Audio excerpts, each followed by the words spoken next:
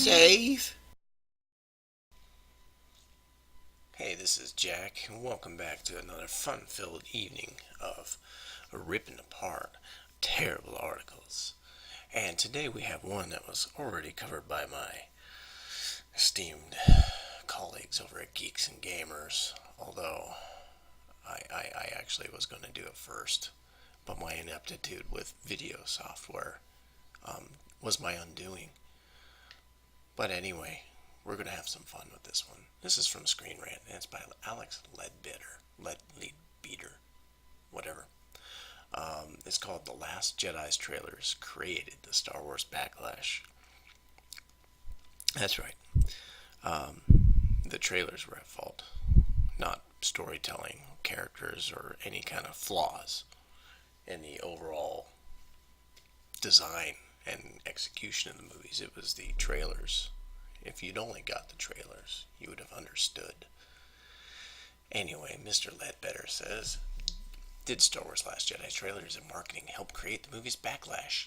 The Star Wars fan divide has never been bigger, and is mostly blamed on the release and surrounding decisions Lucasfilm made with Episode 8.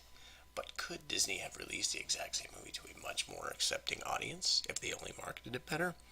I don't know. Could they have? Rian Johnson's entry in the Skywalker saga upended many of the open-ended questions established by J.J. Abrams in Star Wars The Force Awakens. And he goes through and he lists all the reasons why we hate the movie. And then he ends up saying The Last Jedi doesn't directly contradict anything in Force Awakens by saying Luke is already a nomad. Was he? No. I mean, he was on his own by himself. But was he Obi-Wan or Yoda? Or was he on a quest for hidden knowledge? What was it? And they made a joke. He makes a really nice joke about the supreme villain Kylo Ren.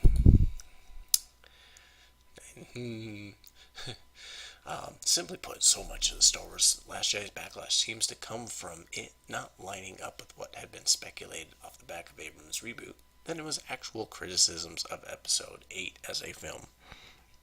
And this is where I feel like putting a pencil through my eye, because the backlash was both. J.J. Abrams, even though it was a flawed movie, he set up plots very nicely, and at least an arc very nicely, and nothing lined up at all. And on top of that, the execution and of the movie was terrible. It was bad storytelling at its worst, bad characters, bad everything. It was terrible. It was nigh unwatchable. So he's quite wrong here. He's a fool. And then let's go with blah blah blah blah blah blah blah. We're gonna skim through this. It's a long article. I will leave a link in the description. We'll skim through it. Let's see. Let's blah blah blah blah blah blah blah blah blah blah blah. Okay. So what we really want to see here is when they start talking about the movies themselves.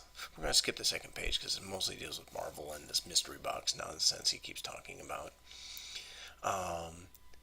It's what it is both in practice and ethos. Laid out how should Lucasfilm have approached Star Wars Last Jedi's marketing. Put simply, lead into the movie more. Admit it outright, a full subversion reveals some of the more contentious elements and allow fans to get used to it.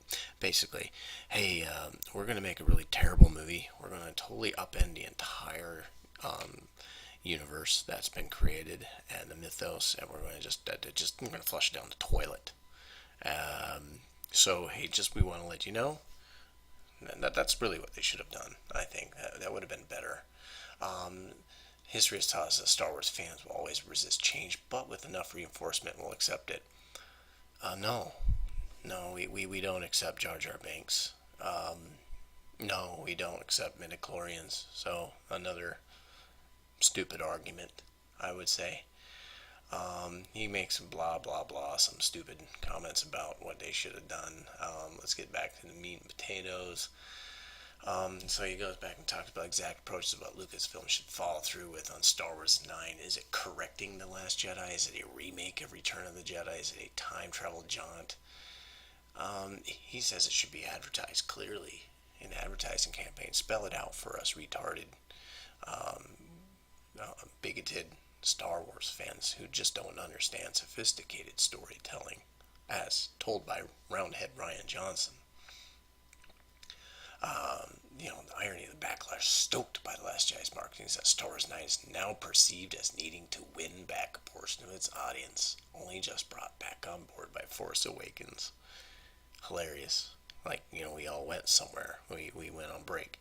There was a lot of people that didn't like the prequel trilogy, but they still accepted into the mythos, mainly because they had legitimate criticisms about directing, casting, but overall, even most staunch haters of those movies still would hesitantly admit that yes, it felt like Star Wars movies, and it fit. Terrible if they were. So like blah blah blah talks more about what would make things better.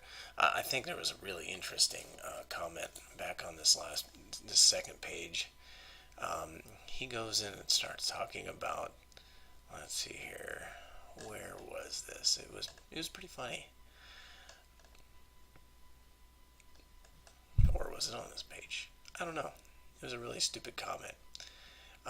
He was talking about the main thing really terrific about what we got were these movies that were terrific, and we got awesome Lando, and we got all this interesting elements that this should have built on the ethos and should have been perfect.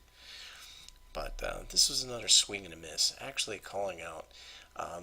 There was another awesome comment that just made me laugh quite out loud, I might add. Talking about how the expectations were the problem, and as well as the trailers were the problem, because people expected a well-made Disney movie. They expected a well-crafted story with strong characters of all races, genders, blah blah, and a very good story that was compelling. And we didn't, and also held firmly in the mythos. We did not get that. So our expectations were the problem. We should have been expecting a turd sandwich. So shame on us. We're ridiculously stupid. Anyway, I just thought this was an interesting article. He also knows how to use Grammarly. Apparently, he used a really big word. He used bathos. I thought it was like a Greek bathhouse analogy or something, which is fitting because of this movie. Anyway, that's all I have for you this evening. I'll leave a link in the description.